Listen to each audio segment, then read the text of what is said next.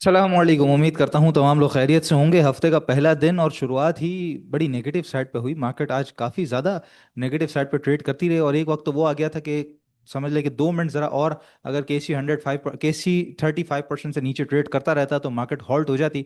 लेकिन वहीं से एक रिकवरी शुरू हुई जहाँ पे KC 100 जो है वो करीबन 7,050 पॉइंट जो है वो इंडेक्स हमारा नेगेटिव साइड पे चले गया था। और 1,44,000 ये बेसिकली वही लेवल है जो मार्केट ने पेट्रोल बम गिरने के बाद देखा था कि मार्केट ने एक शार्प ड्रॉप लिया था और इंडेक्स हमारा रमजान के दिन में जो हॉल्ट हुआ था नीचे की तरफ सेकंड टाइम, वो 1,44,600 के करीब करीब हुआ था।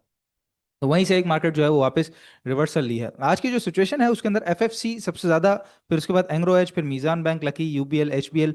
तो अभी की अगर पोजीशन देखें तो यहाँ पर तो आपको एफएफसी और एंग्रो एच जो है वो ज्यादा पॉइंट्स लूज करते हुए से नजर आते हैं। लेकिन during the market Meezaan bank वो बैंक है जिसने सबसे ज्यादा पॉइंट्स लूज किए थे और जिसकी वजह से एक शार्प ड्रॉप मार्केट के अंदर दिखा था। और सबसे बड़ी फिर रिकवरी भी इसी की वजह से देखी। करीबन 419 का इसने लो लगाया और गालिबन को 444-40 के करीब जो है उसने वापस रिकवर करके अपनी क्लोजिंग दी है। तो सबसे ज्यादा जो points during the market lose हुए थे वो मीज़ान बैंक की वजह से हुए थे। और जो सेक्टर वाइज पोजीशन है उसके अंदर कमर्शियल बैंक्स के बाद cement, fertiliser, investment bank, oil and gas marketing, oil and gas exploration, ये जो सेक्टर्स हैं ये तमाम जो है वो नीचे की तरफ ट्रेड करते रहे। सबसे ज्यादा पॉइंट्स जो लूज किए गए हैं वो कमर्शियल बैंक्स की तरफ से ही लूज किए गए हैं। अच्छा, बैंकों की तरफ से ही पहले जब मार्केट बढ़ी थी तो बैंकों की तरफ से ही बढ़ी थी। रोजाना बैंकिंग सेक्टर ही पॉइंट्स ऐड करता था, उसके साथ भी सेक्टर्स ऐड करते थे, लेकिन मेजोरिटी में बैंकिंग सेक्टर क्योंकि हैवी वेटेज है। और फिर खास तौर पे जिस तरीके से यूबीएल है, एचबीएल है, मीज़ान बैंक है, नेशनल बैंक इवन आजकल जिस तरीके से चल रहा है, बैंक ऑफ पंजाब है, फैसल बैंक है, काफ़ी ज़्यादा एक्टिव ट्रेडिंग इनके अंदर होती है खासतौर पर इंस्टीट्यूशंस की तरफ से। तो हम देखते हैं कि कमर्शियल बैंक्स के अंदर ज़्यादा एक्टिविटी रहती है, इसी वजह से इंडेक्स का उतार चढ़ाव आप देख रहे होते हैं। लेकिन साथ हमने कई सारे स्टॉक्स को भी आज नया लो लगाते हुए देखा। बहरल इंडेक्स की जो सिचुएशन है वो फिलहाल ये है कि ये डबल बॉटम की एक सिचुएशन बन गई है आज एक तरीके से, जहाँ पहले इंडेक्स ने जो अपना लो लगाया था वो लगा था 1,44,119 का, और आज जो लो लगाया मार्केट का वो 1,44,600 656 का लो लगा है। तो ऑलमोस्ट डबल बॉटम की सिचुएशन है। साथ ही अगर आप देखें तो ये बॉटम से ये टॉप अगर हमने मिलाया तो एग्जैक्ट 0.786% की रिट्रेसमेंट बनती है और मार्केट थोड़ा सा इससे नीचे, बिल्कुल जो क्लोजिंग आई है वो बिल्कुल इसके करीब करीब, ये कह लीजिए कि बिल्कुल जरा सा इससे नीचे आई है। तो कल के दिन अगर इसको सस्टेन कर लेती है मार्केट और ऊपर आ जाती है और बेहतर तरीके से कुछ रिकवरी एक्सपेक्ट कर रहे हैं हम कि अगर वापस पॉइंट्स ऐड हुए तो 1,50,000 का लेवल भी सस्टेन कर ले। पहले तो मैं आपसे बात कर रहा था 1,58,000 की जो मंथली बेसिस पे मार्केट ने क्लोजिंग देनी है, लेकिन फिलहाल तो वहां से करीबन को 10,000 पॉइंट अभी इंडेक्स नीचे है। तो कल के दिन 10,000 पॉइंट पलट जाना, देखते हैं कैसा होता है, पलटते हैं नहीं पलटता। लेकिन खैर हम फिलहाल आए करते हैं 1,50,000 को, कि 1,50,000 से ऊपर जो है वो इंडेक्स हमारा वापस आ जाए और फिर जरा सा कुछ बेहतरी उसके अंदर वापस वही कंसोलिडेशन फेज जो है वो कंटिन्यू होता है वैसा हमें नजर आए। फिलहाल के लिए सिचुएशन जी आपके सामने है। जो हालात हजरा हैं वो पैनिक वाले हैं। ऑल दो जुम्मे के दिन जो मार्केट थी वो करीबन कोई 1,200 पॉइंट माइनस हुई थी। आज ज्यादा पॉइंट इंडेक्स जो है वो माइनस हुए हैं। जुम्मे के दिन जो जुमेरात की शाम तक खबरें आई थी, जो पीआईबी ऑप्शंस की खबरें थी, इसके अलावा रिकॉर्ड की खबरें थी, वो ज्यादा नेगेटिव थी, लेकिन उसका असर हमने जुम्मे वाले दिन नहीं देखा। रोल ओवर का भी दिन था तो मार्केट जो है वो पहला हाफ तो पॉजिटिव बंद हुआ, सेकंड हाफ में मार्केट नीचे गए और बहुत ज्यादा भी फिर खैर नीचे नहीं गए। लेकिन आज तो पॉजिटिव खबरें होने के बावजूद एक कंटिन्यूड सेलिंग प्रेशर हमने देखा है। तो मोस्ट प्रोबेबली ऐसे नजर आता है कि आज जो रिकवरी नीचे की तरफ से आई है तो वो थोड़ा सा मार्केट को कल सपोर्ट करे और इंडेक्स दोबारा 1,50,000 के ऊपर आके कल के दिन मंथली क्लोजिंग दे दे। तो कल इंशाल्लाह ताला देखते हैं, कल की क्लोजिंग जो है मार्केट के लिए बड़ी इंपॉर्टेंट होगी। अब ऐसे के अंदर कंटिन्यूसली हम तो आपको बाय के बता रहे हैं कि भाई बाइंग करनी चाहिए यहाँ पे और जो है वो एक्यूमुलेशन करनी चाहिए, इन्वेस्टमेंट की तरफ जाना चाहिए, स्विंग की तरफ जाना चाहिए। अब इसके अंदर एक और जो कड़ी है वो मैं मिलाना चाहता हूँ आज, ताकि हमारी बात भी एक तरीके से आपके सामने वाजे होगी और जो लोग अभी भी मार्केट से पीछे हट के डरे के बैठे हुए हैं उनको भी थोड़ा बेहतर तरीके से आइडिया होगा कि अच्छा ऐसी मार्केटों में इस तरह काम करना होता है। Engro holdings board proposes buy back of up to 45 million shares, करीबन 4.5 करोड़ शेयर जो है वो ये बाय बैक कर रहा है एंग्रो होल्डिंग्स। और इसके अंदर कंपनी की जो जो बात आ रही है कि जो ऑर्डिनरी शेयर जो ये मार्केट से जो परचेज करेंगे उसके अंदर कंपनी कहती है कि यहाँ पर जो शेयर का बायबैक है वो लिक्विडिटी को बेहतर करेगा, मैनेजमेंट का कॉन्फिडेंस इसके अंदर लेकर आएगा। और इसके अलावा जो है वो यहाँ पर जो हमारा जो आउटस्टैंडिंग नंबर है जो शेयर्स का वो भी थोड़ा कम होगा, तो यहाँ पर अर्निंग पर शेयर हमारी बेहतर होती हुई नजर आएगी। साथ कंपनी ने ये भी कहा है कि जो जिन लोगों ने यहाँ पर मेंबर्स, ये देखें यहाँ पे लिखा हुआ it will provide an exit opportunity to those members who wish to liquidate their investments. ये बात भी आ रही है, मतलब कि आप लोग जो अभी भी बेचना चाहते हैं, मार्केट से निकलना चाहते हैं, तो उनके लिए बेहतरीन अपॉर्चुनिटी। देखें पिछले दिनों जो बात आई थी वो क्या आई थी कि एजीपी जो है वो अपने शेयर्स बायबैक कर रहा है, ठीक है। आज आइए एंग्रो एच बायबैक कर रहा है। ये दो खबरें अभी फिलहाल जहन में रखिएगा। आगे बढ़ते हैं जरा, मैं आपको पूरी तमहीद बांध के सही तरीके से बताता हूँ कि क्यों मार्केट में इस वक्त बाइंग का टाइम है। अच्छा, इसके अलावा जी साजगार क्या कहता है कि साजगार ये कहता है कि जो टैंक 500 है वो एंड ऑफ मार्च तक, यानी कि एंड ऑफ मार्च हो चुका है, तो ये रोल आउट करने जा रहा है अपनी हाइब्रिड एसयूवी टैंक 500 को, ठीक है। ये हो गई एक पहली बात जो कि पहले आ चुकी थी, तो अब इसकी डिलीवरीज वगैरह शुरू हो जाएगी। साथ ही कंपनी जो कहती है वो यहाँ पर मोर ओवर साजगार इन्फॉर्म्ड इट्स स्टेक होल्डर कि कंपनी यहाँ पर जो है वो अभी मजीद एक्सपेंशन की तरफ जा रही है, जहाँ पर इसने जो कंस्ट्रक्शन है और इंस्टॉलेशन है वो कर ली है 5.7 मेगावाट की जो सोलर सिस्टम है। इसके अलावा करीबन न्यू वेयर हाउस फैसिलिटी भी ये जो है वो बनाने जा रही है, जिसमें 6.5 अरब रुपए की जो है वो इन्वेस्टमेंट कर रही है। साथ ही 5 अरब रुपए के मजीद जो है वो इन्वेस्टमेंट करेगी, जहाँ पे पेंट शॉप को भी इसने जो है वो इंस्टॉल करना है। इसके अलावा कंपनी करीबन, ये आप देख सकते हैं, board has approved estimated budget of 22 billion, 22 अरब रुपए, जहाँ पे कॉस्ट ऑफ लैंड इसके अंदर शामिल नहीं है, और ये मजीद एक्सपेंशन की तरफ जाएगी, और ये कैश जनरेशन और बैंक की बोरोइंग से होगा। और ये सब चीजें करने के बाद कंपनी की जो टोटल कैपेसिटी हो जाएगी वो 54,000 यूनिट्स पर एनम की हो जाएगी, सिंगल शिफ्ट बेसिस के ऊपर, ठीक है। तो ये हो गई एक्सपेंशन की बात। पिछले दो खबरें मैंने बायबैक की बता दी, एक हो गई एक्सपेंशन की बात। अच्छा, दूसरी बात आगे आ जाते हैं। Atlas Honda although negative, sorry negative कह रहा हूँ, माजरत, नेगेटिव नहीं, नॉन शरिया, नॉन शरिया कंपनी है, लेकिन मैं खबर इसलिए शामिल की है क्योंकि कंपनी कहती है कि करीबन ये भी 5.5 अरब रुपए की इन्वेस्टमेंट कर रही है, और मैसिव मैसिव फैक्ट्री अपग्रेड की तरफ ये कंपनी जा रही है, ठीक है। तो दो खबरें जिसके अंदर आपने देखा कि जो दो खबरें हैं उसके अंदर, एक तो बायबैक वाली बात है कि कंपनी एक तो एजीपी अपने शेयर्स बाय कर रही है करीबन 5.6 मिलियन, 56 लाख शेयर, और जो यहाँ पर हमारा एंग्रो एच है ये भी 45 मिलियन जो है वो शेयर परचेज कर रहा है। इसी तरीके से साजगार एक्सपेंशन की तरफ जा रहा है, एटलस होंडा एक्सपेंशन की तरफ जा रहा है। इसके अलावा भी हमने पिछले दिनों में देखा था कि कंपनीज अपने जो पैसे हैं वो अपनी कंपनीज के अंदर ही लगा रही हैं। अब हालत हाजरा तो बड़े नेगेटिव हैं, जंग की हालात है, मुल्क के अंदर भी लोग समझते हैं कि भाई बड़ी खराबी है, यहाँ पे पेट्रोल बढ़ चुका है तो महंगाई बढ़ने जा रही है, इंटरेस्ट रेट्स बढ़ने जा रहे हैं, दोबारा लोड शेडिंग होगी, गैस की कीमतें बढ़ जाएंगी, मतलब हर चीज़ दोबारा खराबी की तरफ बढ़ जाएगी। तो क्या आप और मैं सही देख रहे हैं या कंपनी सही देख रही हैं, और वो ये समझते हैं कि भाई इस वक्त बाइंग की तरफ जाना चाहिए? अपने ही शेयर्स इतने अच्छे और इतने ज़बरदस्त किस्म के रेट के ऊपर मिल रहे हैं, जहाँ पर एक पैनिक की सिचुएशन है, कोई इस वक्त खरीदने को तैयार नहीं है, तो इससे ज़्यादा बेहतरीन अपॉर्चुनिटी क्या होगी?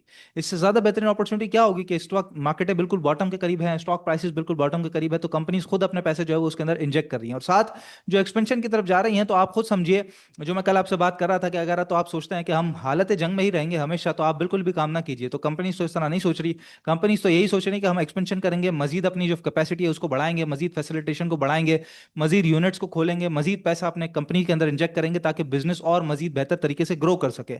तो आप लोग क्यों पीछे हट के बैठे हैं? आपने भी इन्हीं कंपनीज के अंदर जो है वो अपना पैसा इन्वेस्ट करना है, जो कि कंटिन्यूसली मैं आपको बता रहा हूं कि कंपनी अपनी जगह के ऊपर खड़ी भी अपना काम कर रही है। हाँ, वक्ती तौर पे डिसरप्शन, ऊंच नीच, कॉस्ट ऑफ डूइंग बिजनेस का बढ़ना, लिक्विडिटी क्रंच का आना, ये एक कारोबार का हिस्सा है। ये वो रिस्क है जो बेसिकली हर कंपनी, हमारी कंपनी समेत हर कंपनी साथ साथ लेके चल रही होती है कि भाई इतना उतार चढ़ाव तो होगा, 5 7 10% ऊंच नीच, कभी कभार जैसे जंग वाले हालात है तो एग्जेजरेशन में 15 17%, लेकिन इतना सब लेके चलते हैं, उससे ज्यादा कोई हाथ से हालत खराब नहीं हुआ है। ओवरऑल मैशत की हालत ठीक है, मार्केट ठीक है, कंपनी ठीक है, अपनी जगह पे खड़ी हुई है, काम कर रही है। शेयर प्राइस का अप डाउन आप देख रहे हैं, वो हालात हाजरा के हिसाब से जो कि मेन चीज जो है वो जंग है उस वक्त है। और अगर आप उसको एलिमिनेट कर दें, जंग वाले फैक्टर को एलिमिनेट कर दें, और जो कंपनी जिस तरीके से एक्सपेंशन की तरफ और अपने कारोबार की तरफ और अपने बायबैक की तरफ जा रही हैं, अगर आप इनके साथ ही थोड़ी थोड़ी इन्वेस्टमेंट, जरूरी नहीं है कि आप सारा पैसा एक साथ डाल के बैठ जाइए मार्केट के अंदर और बोलें कि भाई चलो बस ठीक है, जो बाकी राम रहे अल्लाह का। तो वो वाली स्ट्रेटजी जब करने की थी तब करनी थी, लेकिन अभी तो काम यही है कि थोड़ा थोड़ा आपने पैसा, साजगार इंजीनियरिंग इतने सस्ते प्राइस के ऊपर दोबारा मिल रहा है, जो लोग खरीदना चाहते थे मिस कर गए, तो उनके लिए अच्छी अपॉर्चुनिटी है। एंग्रो एच में अच्छी अपॉर्चुनिटी है, एजीपी, एफएफसी, मीजान बैंक, इवन जितनी सिस्टम्स वगैरह जितनी अच्छी कंपनीज हैं, सब में बेहतरीन किस्म की अपॉर्चुनिटी है। तो मैं तो यही समझता हूँ, जब कंपनीज भी बायबैक की तरफ जा रही हैं और एक्सपेंशन की तरफ जा रही हैं, तो आगे आने वाले हालात इंशाल्लाह ताला दुरुस्त होंगे और बेहतर ही होंगे, और आप लोगों ने भी उसी तरीके से काम करना है। तो डरने घबराने की कोई जरूरत नहीं है जी, अभी भी मैं वही रेकमेंड करूंगा। बाकी जिसको नहीं समझ आता, कोई प्रॉब्लम वाली बात नहीं है, आपकी अपनी समझ है, आपकी अपनी सोच है, बेहतर है आप अपने तरीके से काम करें, अपना डिसीजन खुद ले, वो आपके लिए ज्यादा बेहतर रहेगा। तो ये सूरत हाल है जी, जिसके बारे में मैंने आपको बताना बड़ा जरूरी समझा है, ठीक है।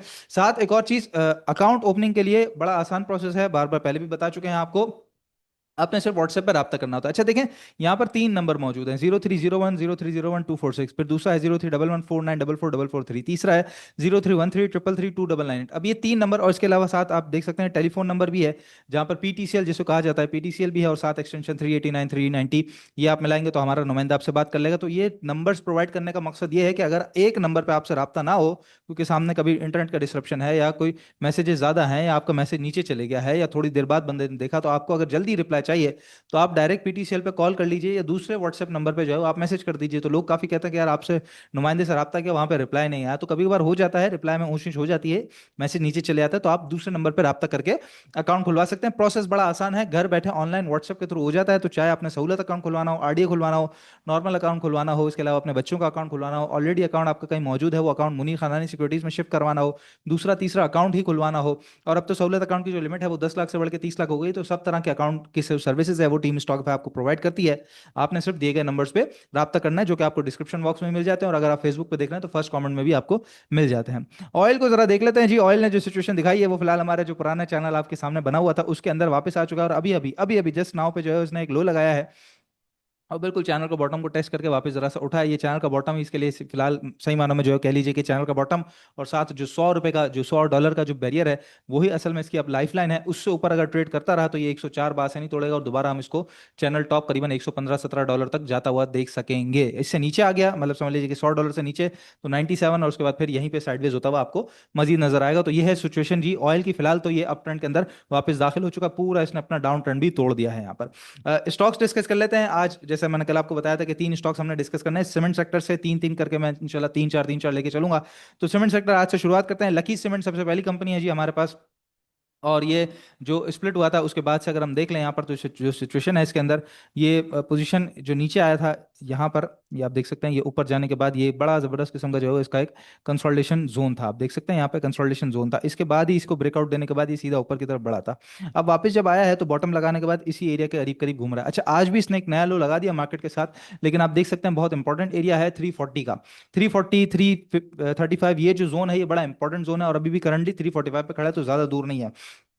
तो मैं समझता हूँ करंट रेट पे बाइंग करेंगे, लेकिन थोड़ा सा इसको जरा कल के दिन जरा देखने दे कि मोमेंटम कंटिन्यू होता है, और जरा अगर कुछ साइडवेज की पोजीशन रही तो बहुत बेहतर बात है। ऑल्दो इसने एक पाँव तो फिलहाल लगा दिया अपना। तो यहाँ से बाइंग करेंगे तो पहले रिवर्सल के अंदर जो पहला टारगेट एरिया है वो 365 का, और दूसरा टारगेट एरिया करीबन 380 से 85 रुपए तक का हमें नजर आता है। शॉर्ट टारगेट ही लेके चलेंगे, और जो बेहतर तरीके से टारगेट मतलब कि वापस आ सकते हैं मार्केट के साथ साथ, तो वो 422 रुपए तक के, 420 से 22 रुपए तक के टारगेट इसके अंदर नजर आ सकते हैं। लकी सीमेंट के अंदर काफी बेहतरीन किस्म के जोन के अंदर इस वक्त मिल रहा है, बिल्कुल इसको बाय करना चाहिए। ऑफ कोर्स सीमेंट सेक्टर की blue chip company, blue chip stock, कौन ही इसको मिस करना चाहेगा इतने सस्ते रेट्स के ऊपर। दूसरा स्टॉक हमारे पास आ जाता है डीजी खान। अच्छा, डीजी खान सीमेंट एक नया हाई दिखा दिया था, ऑल टाइम हाई, और उसके बाद जो है उसकी पोजीशन थोड़ी सी खराब हो गई, और उसके बाद जब ये नीचे आया तो अभी की जो सिचुएशन अगर आप देखें तो इसके अंदर जो एक पोजीशन है, दो दो पोजीशन यहाँ पे नजर आती है। एक तो ये कि जी इसका जो लो था, ये जो इसका लो बना हुआ था यहाँ पर, ये इसका लो था, ये फरवरी के महीने में जो पूरा इसका जंग का दौर नहीं था पिछले साल, जो जंग के दौर से पहले पूरा साइडवेज का पीरियड गुजरा था, तो ये जो बॉटम था यहाँ से हम टॉप में लाते हैं तो एग्जैक्ट बिल्कुल अपना 0.76% के जो लेवल है उसके ऊपर इसने रिट्रेस किया, और पहले भी इसी जगह पे रिट्रेस किया था। रिट्रेस करने के साथ साथ एक और इंपॉर्टेंट चीज क्या है कि इसके अंदर जहां से जो जो ट्रेंड शुरू हुआ था मार्केट का आफ्टर आईएमएफ 2023 के अंदर, ठीक है, तो उसके बाद से लेके जो ट्रेंड शुरू हुआ उसकी बड़ी जबरदस्त किस्म की एक स्ट्रॉन्ग सपोर्ट लाइन हमें नजर आती है, जो करंट रेट से लेके नीचे करीबन समझ लीजिए कि 134 135, तो 150 से 135 ये बड़ा परफेक्ट किस्म का जोन होगा। अगर इस जोन में मिले, खासतौर पर यहीं से पलटता हुआ मिले, तो बहुत परफेक्ट किस्म की आपकी बाइंग होगी, जहां पहला टारगेट एरिया 175 70 77 रुपए का, दूसरा टारगेट एरिया 196 से 200 रुपीज तक का हो सकता है डीजी खान के अंदर। तो बड़ा परफेक्ट किस्म का बाइंग जोन के अंदर आ रहा है, यहाँ से खासतौर पर पलटता हुआ मिले तो बिल्कुल बाय कीजिएगा। ट्रेंड लाइन की भी बड़ी अच्छी सपोर्ट है, और साथ ही जो 0.76 का फिबोनाची का नंबर है वो भी इसके लिए support, as a support act करता हुआ आपको नजर आ सकता है। इसके अलावा तीसरा स्टॉक आज का देख लेते हैं, वो है मैपल लीफ सीमेंट, और इसके अंदर भी सिचुएशन आपके सामने है।